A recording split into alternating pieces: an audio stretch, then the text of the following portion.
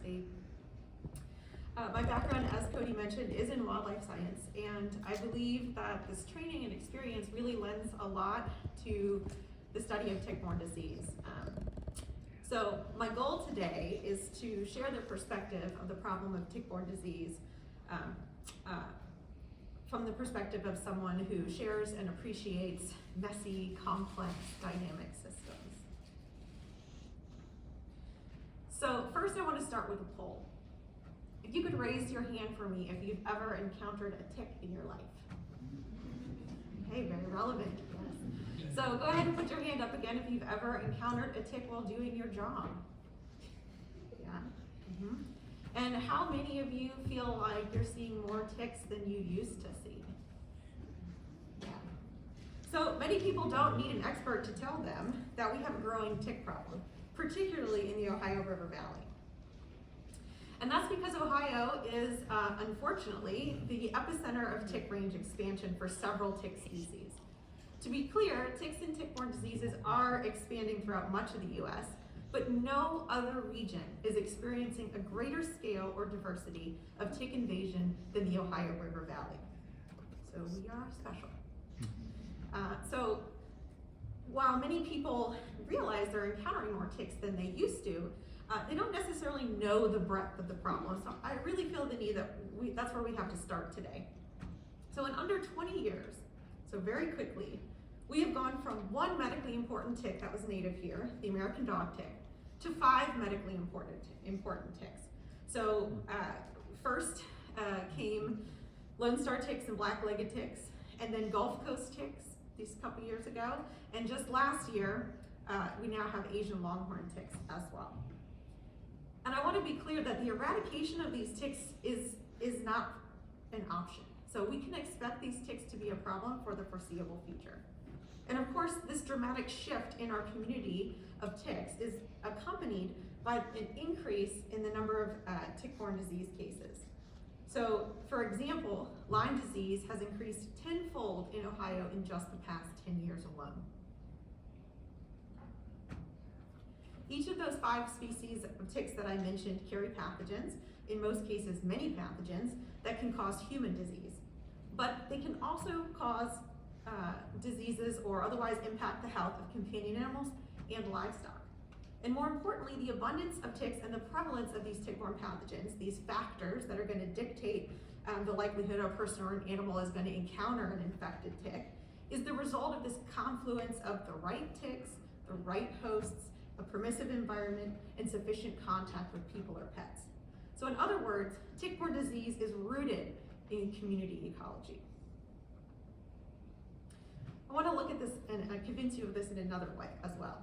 So briefly, the first recognized case of Lyme disease was reported in 1975 in Lyme, Connecticut. That really wasn't that long ago. Surely there were probably a few cases before then, but the incidence was genuinely low, and they did not see clusters of people getting sick. So this was truly an emerging problem. And by 1977, they had described 51 cases in that area of Connecticut and had linked the disease to the bite of a black-legged tick. A few years later, Willy Bergdorfer described the pathogen that is responsible for Lyme disease, and it was named Borrelia burgdorferi.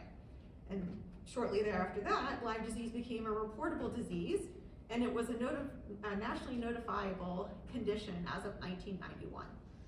So between 1991 and today, we've been tracking annual case counts of Lyme disease. And if we fast forward to a paper in 2018, there's now an estimated 476,000 cases of Lyme disease each year in the United States. And the incidence and geographic distribution of Lyme disease cases has changed dramatically in our lifetime alone. These maps represent 1 dot for every confirmed case in a county between 2001 on the left and 2019 on the right. It's hugely different. But the tick responsible, that black-legged tick, is native to the US. It wasn't introduced from somewhere else in the 1970s. It's always been here with us. Similarly, genome studies of the bacteria Borrelia burgdorferi suggest it's an ancient pathogen, perhaps 60,000 years old, and has been circulating in ticks in the US for ages long before that first case of Lyme disease. And those same genome studies also didn't necessarily find any evidence that these pathogens or ticks have changed substantially in this time. So why on earth do we have this modern day problem with Lyme disease? What's going on? The prevailing hypothesis is that the emergence of Lyme disease as this major public health threat and its increase in incidence and geographic distribution is the result of ecological changes, specifically anthropogenic changes. Human activities that have altered the world's climate, which changes the weather and resource availability. We're altering how animals interact with one another, and we've altered our rates of contact with wildlife. All of these things can impact disease dynamics. And we all know in this room how anthropogenic changes like climate change, urbanization, habitat fragmentation, invasive species, and so on can impact the health of ecological communities of wildlife. But they also happen to increase the risk of tick-borne disease in many cases. So when we talk about the risk of tick-borne disease, often what we're really talking about is whole ecosystem health. Before we talk through some examples of how these changes can impact tick-borne disease, I wanted to just remind everyone that ticks have a multi-year life cycle, and it often involves feeding from 3 different hosts, and they only feed once per life stage. So the majority of the tick's life actually occurs off of the host, but hosts are critically important to this discussion for a number of reasons, but primarily because ticks are going to acquire most of the pathogens we're concerned about while feeding on a wildlife host. So black-legged ticks become infected when they feed on small mammals, primarily white-footed mice, but there are others involved. And white-tailed deer are not involved in the transmission, the cycle of Borrelia burgdorferi bacteria, but deer are the preferred host for adult black-legged tick reproduction. So they play an important role in the abundance of black-legged ticks in an area. But not all ticks are the same. Those attributes, the ones I've shown here, distribution, habitat, these host preferences, they're going to change depending on what tick species we're talking about. And host variation is especially important since these hosts are often the reservoir of the pathogen that we care about, and they can present an opportunity for targeted management. For example, Lone Star ticks prefer larger hosts like deer, and they're not going to feed on small mammals at all. Conversely, Gulf Coast ticks prefer small to medium-sized hosts like birds, small mammals, dogs, and they're not going to be found on deer. So, although you mostly hear people talking about deer and mice when we talk about tick-borne disease, ticks and tick-borne pathogens actually utilize dozens of wildlife species. These are just a few examples here. Also, the habitat is going to vary between tick species. Some of them like tall grassy habitat like this field on the left, whereas others are going to like leaf litter in wooded areas like this picture on the right.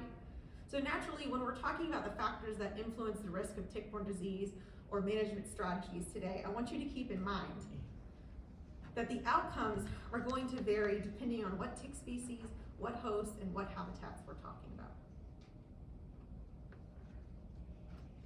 So the expansion in geographic distribution of many tick-borne diseases is associated with the range expansion of these medically important ticks. And we've already talked about the black-legged tick, but Lone Star ticks and Gulf Coast ticks are expanding rapidly as well. So this is a map of the Gulf Coast tick distribution from the CDC. This gold area is what they had published in 2010. And I've added gold stars to the states that have since reported established populations of Gulf Coast ticks just in the past few years, including Ohio. So as you can see, they've expanded northward rather rapidly. But ticks can't fly, and they can't jump, and most of them don't move more than a few meters independently in their lifetime. The only way that ticks can move these long distances is going to be through the movement of wildlife hosts or by riding on these hosts. So again, we cannot decouple ticks from their wildlife hosts. We must always think of them together. Gulf Coast ticks in particular, the ones that are shown in this, or this distribution is for, they like to feed on birds. So they've always had a great potential for dispersal. However, in order for that tick to be successful wherever it drops off of a bird, there has to be favorable environmental conditions for it to survive and establish a local population. And one way that climate change has impacted tick-borne disease is that there's now more suitable habitat due to milder winters and higher humidity in those areas. So this means that the northernmost limit for the survival of certain tick species that were perhaps once limited geographically to certain areas, particularly the south, has expanded further northward. And as ticks expand in their distribution, they're also interacting with different ecological communities, and that's also going to potentially change the diversity of pathogens that they might carry. Okay, so the movement of the host that ticks use, for the most part, has not substantially changed. These ticks were probably being moved by wildlife this way for a long time, but they didn't used to be able to survive in these areas when they were dropped off. For example, I want to walk you through why ecological community of wildlife is really important. So this is, again, our Lyme disease map. So on the left, we have the distribution of black-legged ticks. This was most recently in 2015. So you can see they're really widely distributed in the eastern US.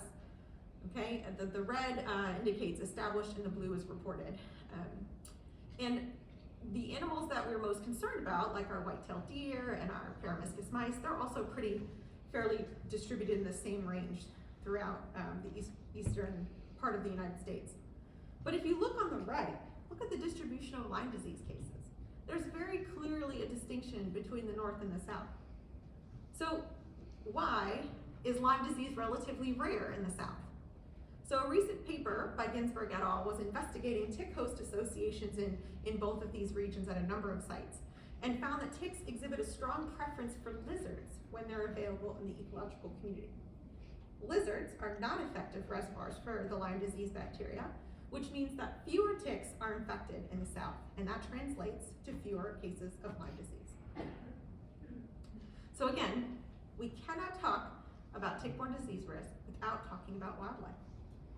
Of course, there's also the potential for climate change to shift those distributions of these wildlife hosts that are important for either the pathogen or for the tick, and it can make changes in these ecological communities, which would also have this ripple effect on tick-borne disease dynamics.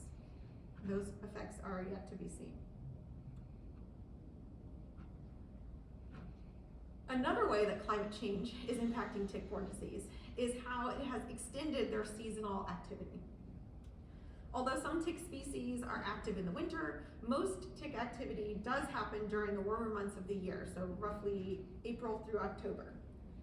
And as winters are becoming shorter over the course of spring coming earlier and fall lasting later, there's an increase in the number of calendar days overall that these ticks are active.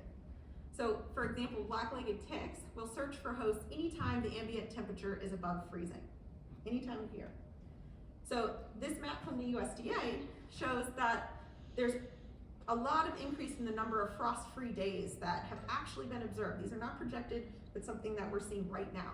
So Ohioans are seeing more than a week-long increase in these frost-free days, and that's a week more opportunities for ticks to be out there looking for hosts. So ticks have more time to feed on hosts, more time to become infected, and more chances to bite people. And of course, similarly, people are out there in the sunshine with their shorts and their sandals and other exposed skin for more days of the year, that extra week. So again, more opportunities for tick encounter are happening with climate change.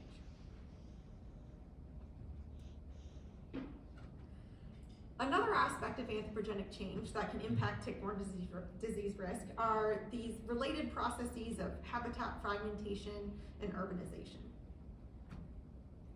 Generally, these processes disrupt natural communities of wildlife by making habitat less favorable for species that need larger contiguous habitat and more favorable for species that can thrive in smaller, highly disturbed habitats, or weedy species, as we sometimes call them.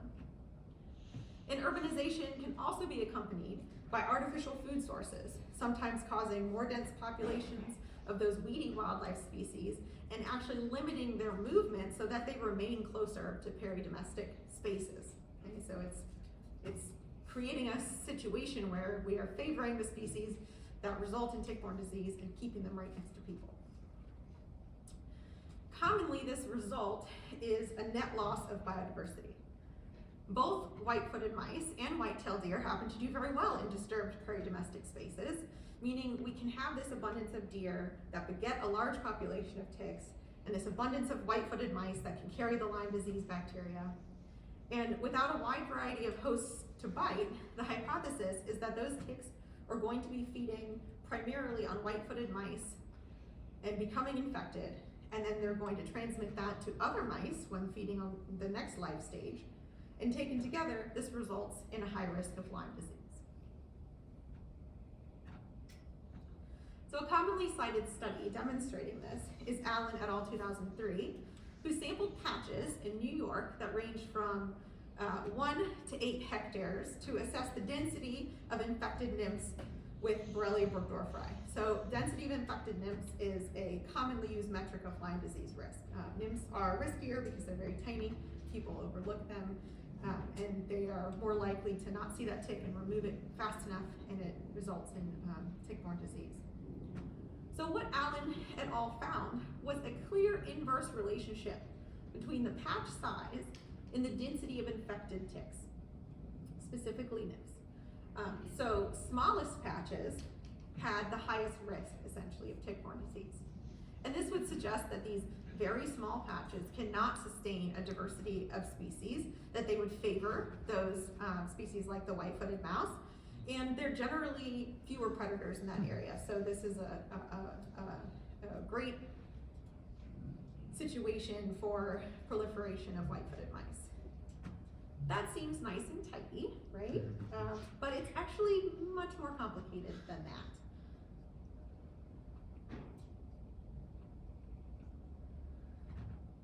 So other studies have tested this fragmentation-Lyme disease relationship, and they found mixed results, okay?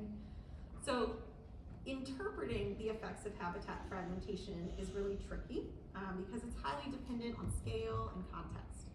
So for example, are we focusing on measuring the risk at the patch level or the landscape level? Are we focusing on patches of development in mostly forested areas, or the opposite, where we're focusing on patches of forest surrounded by urban environments? How are we defining the size of a patch? And how well connected is it with other patches? So as I'm sure many of you know with wildlife studies, it's very difficult to make comparisons and discern trends across studies where these factors vary. So what I have here is an excerpt of a figure from Duke-Foster et al. 2020 that kind of helps provide some context to what I'm saying.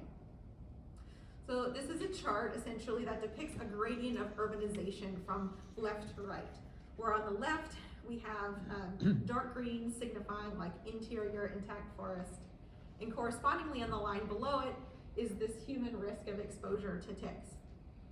So if there's no development in the intact forest, then the only opportunity for exposure is during recreational activities.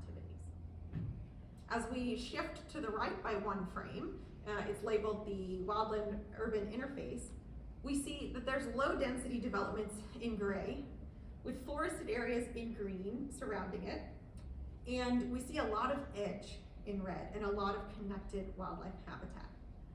These edges or ecotones are important because ticks really like to hang out in those transitional zones where they're likely to have a greater chance of encountering a host. Okay, and of course, if you think about like the recommendations when you're walking on a trail, they say walk in the center of the trail, right? So you have a higher risk of encountering those ticks at those margins, even more so than you would deeper into the forest habitat. So we have residences bordered by this high-risk habitat, and people are exposed just doing their day-to-day activities in their neighborhood. So we would call that this mainly peri-domestic risk. And peri-domestic exposure is arguably the most risky because the risk is ever present, and it's really hard for people to stay vigilant about protective measures every single day. And it would be easier to think of taking protective measures when you're going out to do specific activities, right? So if we shift again to the right, we now have the reverse situation. We have these large patches of contiguous development followed by, these large patches of development with pockets of rather large patches of forest as well, right? So in a fully urbanized area in that gray, there's almost no chance of a tick encounter. But anyone who's living adjacent to those green patches is at risk. And anyone who's using those green patches recreationally is at risk. These patches are probably large enough to sustain wildlife populations, and they may be connected enough that there's sufficient flow of wildlife through them to transport ticks. Conversely, as we look at this last frame, we have almost no green space left, and we have primarily the built environment. And while these patches are really small and could potentially have a high density of infected nymphs like the Allen study, they're also subject to stochastic events where that host, those ticks, or the pathogen might disappear. And the risk would be zero unless the patches are sufficiently connected to other patches which provide a source of recolonization. Okay, so this is classic metapopulation dynamics. And this is why scale, connectivity, and context are so important. And notice how there's almost no edge and correspondingly no peridomestic risk and only recreational risk in that heavily urbanized area. So in summary, yes, habitat fragmentation and urbanization affect the risk of tick-borne disease, but the relationship is not linear. And the general consensus is that the effects of land use and biodiversity are local, whereas the effects of climate occur at these wider geographic scales.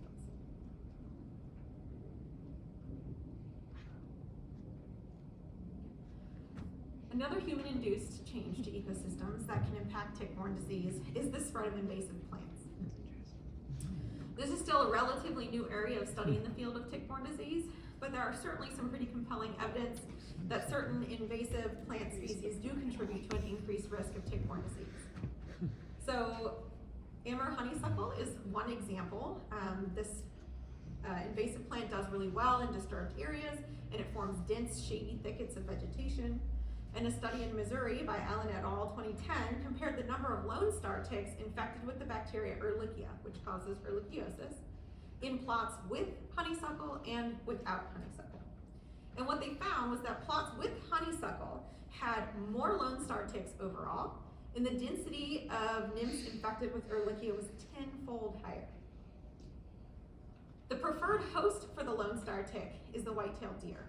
And deer are also one of the main reservoirs of the Ehrlichia bacteria that can cause disease. So they also set out to determine whether deer were preferentially using honeysuckle patches.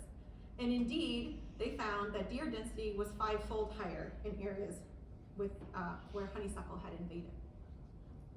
So to further investigate this relationship, they actually experimentally removed some honeysuckle from sites. And the results were a reduced density in deer, a reduced density in nymphs, and a reduced density of nymphs infected with Ehrlichia. And that's in comparison to those intact plots of honeysuckle. So these differences were driven by changes in deer activity and not abiotic factors that altered tick survival. They did assess whether like the microclimate had changed substantially in those sites. So in this case, the removal of Amur honeysuckle has potentially not only benefits to the local environment, but it could also have benefits for human health. Another example is Japanese barberry, which similarly creates these dense thickets that create humid microclimates that are favorable for black-legged ticks.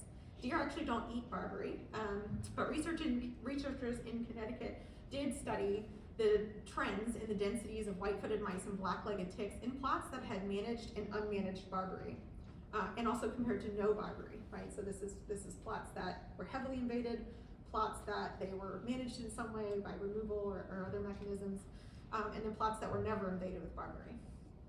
And what they found was that the number of mice was not significantly different. So there was not necessarily more white-footed mice using any one of these plots. But the number of larval ticks feeding on mice was the highest in areas with unmanaged barberry. Unsurprisingly, the density of black-legged ticks and the prevalence of ticks infected with the Lyme disease bacteria was also highest in those plots with unmanaged barbery, right? Because they're feeding on all of these white-footed mice. And they also studied whether or not the management of barbery does genuinely reduce the number of black-legged ticks, and found that it does. It also reduces the the proportion of them that are infected. And other studies have supported this as well. So again, these are just two examples of instances where invasive plant removal may have these dual benefits for ecological communities and public health. And at least there's also been one study who's shown there may be a similar relationship with multiflora rose, which is definitely a problem here in Ohio, as is honeysuckle. But it's really important to remember that this may not always be true of all invasive species. So we can't make the blanket statement that the removal of invasive plants is going to reduce tick-borne disease or be good for your health. In fact, there's been some other studies that show that other invasives actually provide worse habitat for certain ticks. So an example is Japanese stilt grass. It's also dense, but it's shorter than the native plants that it displaces. And this results in higher temperatures and suboptimal microclimate at the ground level, and it causes tick mortality. So you actually get reduced ticks in that case. So again, these relationships are context dependent. The last example of human-induced ecological change that I wanted to talk about today is the relationship between trade, travel, and the dispersal of exotic ticks. So we are responsible for an enormous amount of domestic and international movement of animals. And these movements are becoming more frequent and of shorter duration because of modern day methods of travel. So this means that there's enough time for a tick to crawl on a host in the original location, and during the time that it's feeding and staying on that host, it's being transported to a new location where it can drop off and have the opportunity to establish, of course, given a suitable environment and the right hosts are present. Millions upon millions of live animals are imported in the US each year. And although there are mechanisms for inspection and quarantine, which have documented and intervened in the introduction of close to 100 tick species that we know of, there are some that are likely missed. Ticks are very tiny, and some of these shipments can contain huge numbers of individuals. So you can imagine how it would be impossible to thoroughly inspect every animal in these shipments. Furthermore, we're only talking about the legal shipments, right? There's this huge illegal trade industry, and of course humans and companion animals are largely excluded from that kind of inspection, okay? But many of these ticks are very happy to be on dogs, potentially on people as well. So, many of us know very well how a lot of these animals, particularly in the exotic pet trade, after they're here, they end up escaping or are dumped and end up in the wild. And you're probably all very familiar with the problem of exotic reptiles in Florida Everglades, or at least I always grew up hearing that. But you may not know that they also brought ticks with them too. So those ticks became established and are now found on free-ranging native and exotic reptiles that live in the Florida Everglades. So some examples, the African tick, Amblyomma latum, and the neotropical ticks, Amblyomma rotundum, Amblyomma dissimile, are all examples of ticks that are now found in Florida wildlife that came from the exotic pet trade in reptiles. And in fact, in 2020, I received an Amblyomma latum for identification from an exotic vet clinic here in Ohio that said they were tending to a snake for a client and this snake was recently shipped from Florida. So this ball python that was in Florida, I don't know its origin story, but it came to Ohio with an Amblyomma latum, which is not currently found here. And once these ticks are introduced, we have few safety measures in place that would stop the domestic dispersal of ticks via animal movement, right? So like once you're here, we don't have like quarantine and extensive inspection for crossing state lines and moving around. So we have the potential to really aid in the dispersal of these exotic ticks like this reptile or like the Asian longhorn tick. So the Asian longhorn tick is probably the most concerning example of an exotic tick introduction. It was first discovered in the environment in New Jersey in 2017. It's now found in 17 states and growing.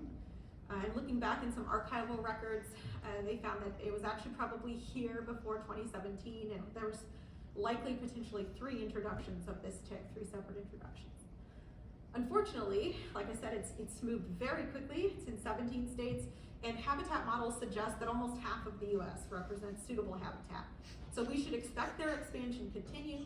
We should expect it to become a widespread management challenge. And it's particularly concerning for agriculture because this is a significant pest of livestock that can cause loss of cattle. And it did bring a foreign animal disease with it, which is another problem with the import of exotic ticks. And that pathogen is now causing cattle deaths in Virginia and West Virginia. But why is this tick such a good colonizer? I mentioned that they have to find a permissible environment, like one tick, what can that do? Well, Asian longhorn ticks are really different from any other tick species that we have in the US. They're parthenogenetic, so they can reproduce asexually. The reproduction cycle can occur in just 12 months, and all of the clones that they create are females, with each one of those being able to lay around 2,000 eggs. So these ticks build enormous populations extremely quickly. I like to joke that I think of gremlins and you can add water to them. It's a very generational joke, but just think of how prolific of reproducers these guys are. They don't need anything. There's no, it really makes you appreciate the barrier that finding a mate can have for ticks, okay? So because of this, these enormous populations really quickly, it means they often swarm ticks in the thousands. And this burden in and of itself can cause anemia, exsanguination, toxicosis. So why am I telling you all of this about a livestock tick? Well, this tick arrived and is currently enjoying tasting the full buffet of available species in its new environment here in the US. So far, it's been reported on over 26 species, most of them being wildlife. And when it's not on cattle, it seems to especially like deer, dogs, and raccoon. And given the short timeline in which this tick has colonized the US, we've mostly been scrambling to play catch up to understand where it is, whether it's going to impact human health or livestock. In other parts of the world, it does transmit a significant number of human diseases, and we are starting to detect those pathogens in the ticks that are here. But what's really missing from the conversation so far, because you could view it as maybe we haven't had time to talk about it, is the potential impact this tick might have on wildlife. Could these swarms of ticks cause population decline in some species? Well, there is a precedent for ticks impacting wildlife populations. It's not common, so most of the time when people ask about, okay, ticks cause these problems for livestock, companion animals, people, what about wildlife? Well, for the most part, we don't have evidence of any significant pathology or fitness effects beyond those that are generally associated with parasitism for our wildlife. And this is probably owing to like very long-standing evolutionary relationships or exposure with these tick species. But there is one native tick, the moose tick, that is significantly impacting moose populations at the southernmost part of their range in New Hampshire and Maine. These are native ticks, again, that commonly parasitize moose, so this is not like a change in host, and that is why they got their common name. They can also be found on white-tailed deer and elk. We do have a few of them here in Ohio on our white-tailed deer. But in contrast to the other ticks we've talked about today, moose ticks are a one-host tick, which means they get on that one host and they stay on that same host throughout their entire life cycle. And in recent years, there's been multiple successive years of epizootics, or essentially outbreaks in the animal population, of moose ticks with tick burdens in the tens of thousands. Some reports include as many as 75 or 90,000 of these ticks on a single moose. I would not want to be the person counting those. You want to be the moose? So,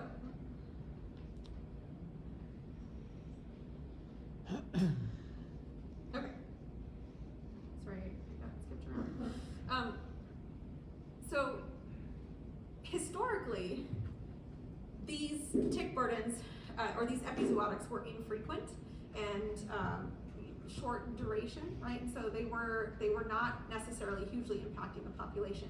But during this multi-year epizootic, they did a study.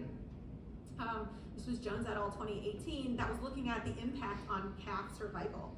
And what they found, first of all, was that more than 95% of the hides they examined had more than 30,000 of these ticks on them. Okay, so when we say like the mean is 47, it's not like, one moose had this outlier, right, that skewed the mean. No, it's the majority of these moose we're talking about have more than 30,000 ticks on them, and the mean was 47,371. And you can imagine that the burden of draining that much blood out of an animal that large, and the challenges presented by the tick saliva.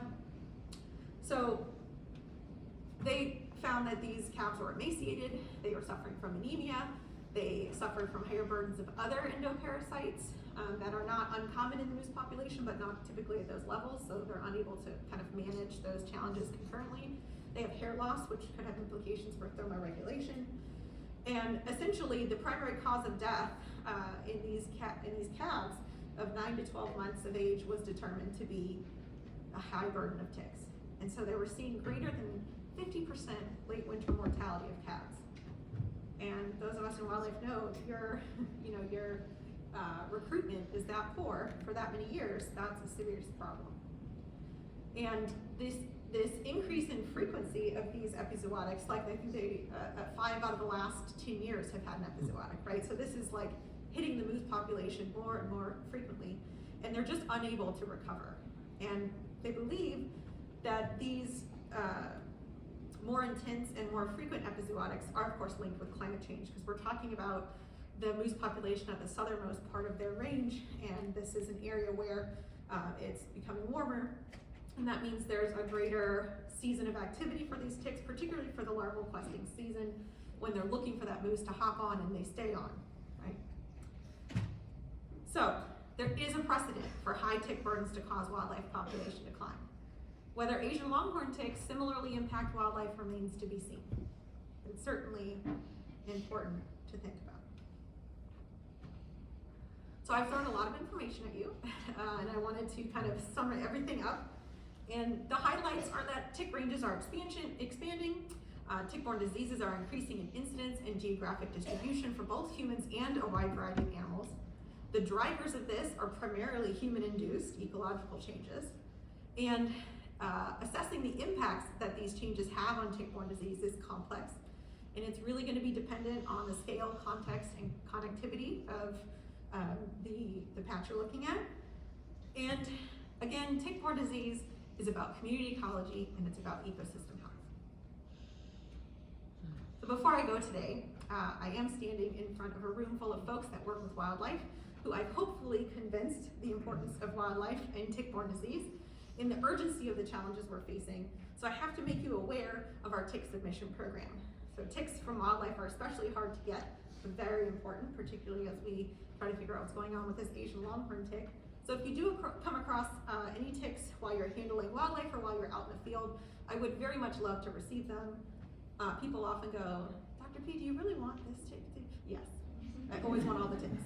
All of them, okay, all of them. So you can email me, or you can visit our lab page for instructions. You can just, it's actually really easy. You can just put them in a Ziploc, kill them in the freezer, and send them on over to me in the mail at room temperature. And USPS would very much like me to stress that please kill them in the freezer part first. All right, and hopefully I have saved us a couple minutes on time. I'd be happy to answer any questions that y'all might have. We do have plenty of time for questions.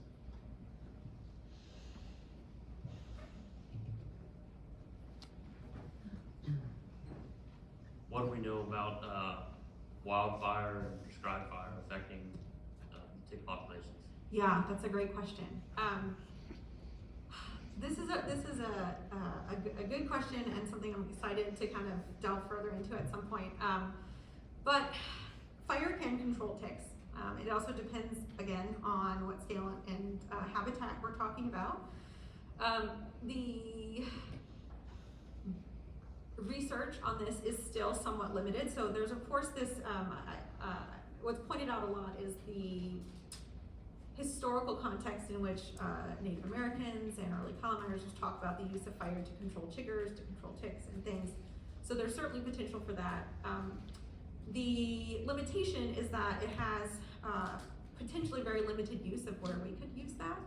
So for example, it's not often seen as a viable method of control for the majority of these peri-domestic areas where we're most concerned about human tick encounter, right?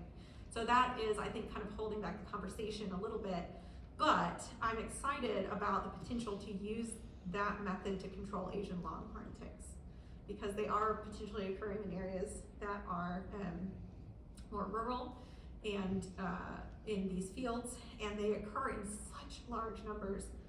We had a site we went to look at, we collected like 9,200 some odd ticks in like 75 minutes with very little effort from this site. And it would be extremely hard to manage that every couple of months with a spray acaricide, you know, and bush hogging that field is not gonna reduce ticks enough to make that kind of dent in that kind of population. So I am excited for the future of fire management, particularly for Asian longhorn ticks.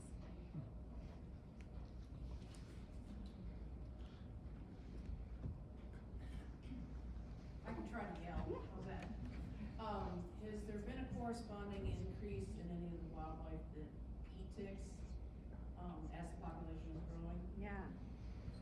Okay, so she asked, has there been a corresponding increase in the wildlife species that eat ticks? So, you know, the poster child example for this is the possum, right? So there's many reasons to love possum, but a lot of people, the selling point to your average person is that they will eat a lot of ticks. Unfortunately, there are no wildlife species that specialize on ticks. Okay, so they will selectively eat them if they're there, but ticks are relatively low density and they're very heterogeneous on the landscape, so they're not like a very reliable food source.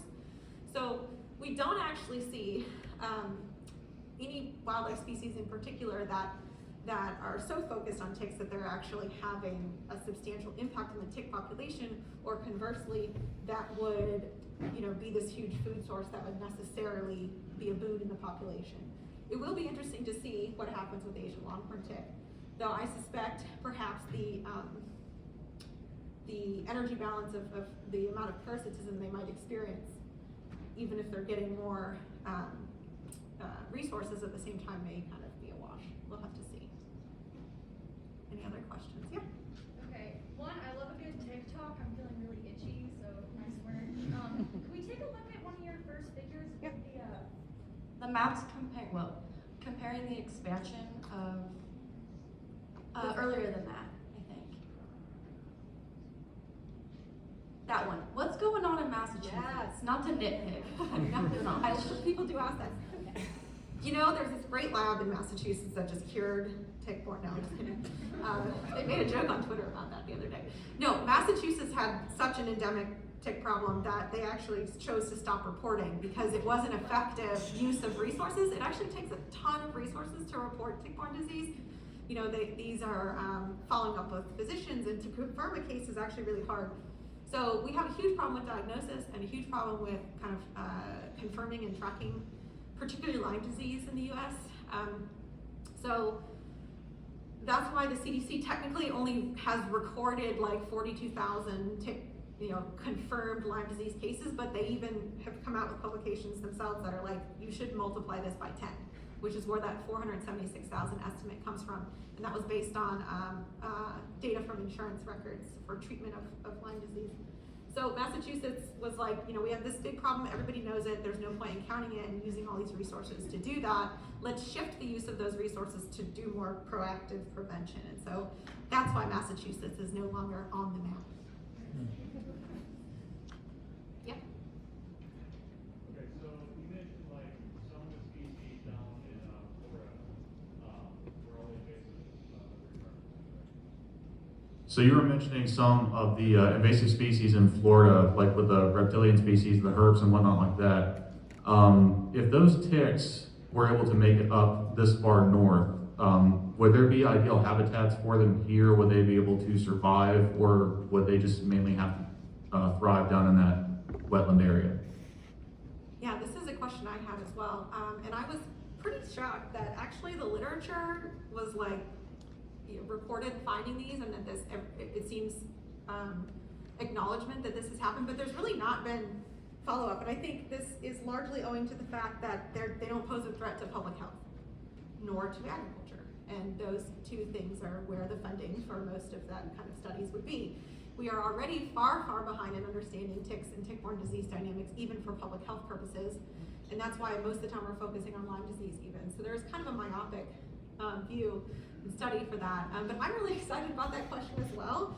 And I felt like, why are there not more pubs in the literature about, habitat modeling for the expansion of this tick, or, how big is that population down there? So I don't know, I'm like trying to go to Florida and figure this out. So I don't have a good answer for that actually, but they are not like Asian longhorn ticks, right? So you would probably need to have, multiple introductions and to have sufficient number of individuals to potentially reproduce. And of course, I suspect since they're a neotropical tick and an African tick, that we might have too short of, or too cold of weather for them to persist here, but we don't know. We still have a few more minutes if there are any additional questions. Yeah. Oh, there's one. Thank you. So, do you know how proactive are departments of health at making this information public? Hear all these things like, well, Lyme disease was misdiagnosed because, did this occur here? So are they proactive, or at least not? Yeah, we do hear that a lot. So physician, it can take time for physicians for the message that we have an endemic black-legged tick population and that we have Borrelia burgdorferi here to trickle through and saturate the medical community. And we definitely, every time I talk to the public, have people who say, well, my doctor said I couldn't have Lyme disease, right? Which burns me up. So we are working very closely with the Ohio Department of Health. Of course, they care very much, but for areas that are zones of emergence, like we are here in the Ohio River Valley, we are tackling this challenge from a deficit, right? Like historically, there was not justification to maintain budget to do this field surveillance and to have pathogen testing capabilities for ticks, which is a little more complicated than mosquitoes. So to respond to this, there's a lag. And so we share all of our data. So if you submit ticks to our program, I just basically, export my database to the Ohio Department of Health, and I'm like, here's where we found the ticks. And those have helped to update our tick distribution maps for the state for multiple tick species. And we are using this data to also get additional funding from CDC and other places to show what a problem we have here. Because actually, so my student who's got a poster out there today, is actually some of the very first Borrelia data ever produced in the state. So there wasn't testing of our ticks. So we didn't know what the prevalence was here. We knew we had black-legged ticks, and anywhere you have black-legged ticks, you probably have some Borrelia burgdorferi. But we weren't necessarily aware that the amount of Borrelia that we have is on par with what they're seeing in the Northeast in many places. So it's pretty substantial. Good talk, Risa. It struck me that if you scattered 9,000 Legos in a field, you'd be hard pressed to pick them up in 45 minutes. Yeah. So how exactly are you sampling ticks to find 9,000 in 75? Like, what's that? Yeah, well, just purely curious. So speaking of making your skin crawl, which is totally my goal, I also research nasal mites, so like people are always. So speaking of making your skin crawl, I didn't have to move at this site. So it's a 26-acre pasture, and so normally you have a cloth drag, which mimics you walking through a space. I literally was like showing the guy who was working with me, I'm like, this is how you do a tick drag, so we'll do it together. And my student was there, you can ask Ning Zhu about this. So we dropped the tick drag, and I'm like, you're just gonna do this, and you pick it up, and it was coated in ticks. And we had to take a lint roller to lint roll all of the ticks. Because normally, you pick them off with tweezers, you put them in a little vial. Not 9,281 ticks. So we lint rollered those things are crawling up people's pant legs while we're standing there. Okay, so they were prolific. There's easily 1 million ticks in that pasture or more. And so it wasn't hard to find them. And that's what I mean about how scary this Asian longhorn tick infestation can be. So then my amazing graduate student pulled every one of those off of those lint rollers and counted and logged every one of them. I assume that property is now for sale. So the weird thing is that we don't, for all of the information that we have on this tick, you know, I went to USDA, there's this national stakeholder call, and I said, okay, we got this tick now, all right, what do we do? Where's my packet of like SOPJ dash whatever? There isn't one. There isn't one. So we don't know how to manage this tick. We can make recommendations based on the practices that we use for other ticks, which of course are very different. And pasture is very tricky, which is where this was. You cannot apply, there's many regulatory limitations on what you can apply to pasture in a year. So actually, the people were in a bad position where they're like, we actually can't do anything about this problem. And it started to spread to the neighboring residents. So actually the homeowner next door was like, oh my God, you know, me and my grandkids were in the yard and they're swarming the kids. And so in that case, because it was turf, we were able to have a volunteer from a local pest control company come out and spray. But I don't have a great solution for people to manage that problem. And that's really bad because it means that it's going to be, you know, if I could pick up 10,000 ticks in minutes, how many wildlife do you think are infested around there, right? Like they're gonna spread all around that county very easily to other farms. So this is a huge problem. Okay. So you have a crowd of outdoor people here. What is your recommendations to protect ourselves from all of these ticks that we now have? Oh, thank you so much for asking that question. I was like, this is not a public health talk. I won't put all that in my talk. Okay, okay. So effective tick control is extremely hard to do, but effective control or prevention really of yourself, so the animal that we need to manage is us. That's very easy to do. There are very easy steps we can do to prevent tick bites. And so what I like to recommend the most to people who go outdoors is to use permethrin treated clothing. And so you can treat your clothes with permethrin through, you can do it yourself, or you can send your favorite outfit off to a company who will treat it, or you can buy permethrin treated clothes, and these last through many washings, and it is the most effective against all of the ticks. I stood in that field of 10,000 ticks and I had none. And the people who were standing next to me, who, you know, had their regular farm jeans on, they were doing this, you know, out of discomfort. So permethrin is my favorite. That's what we use in the field. Of course, you can also use a variety of EPA approved repellents. So the one we like to recommend the most is DEET. But I want to be very clear that if you don't like DEET, there are many of other great products that are also equally effective. And there's a cool tool called Find the Repellent That's Right for You on the EPA website. If you just Google that, you can see which ones are best. So tuck your pants in, tuck your wear long pants, tuck them into your socks, wear permethrin or repellent, whichever you have available to you, and check yourself for ticks. And you will probably have a very healthy, or at least from tick-borne disease, very healthy life from there.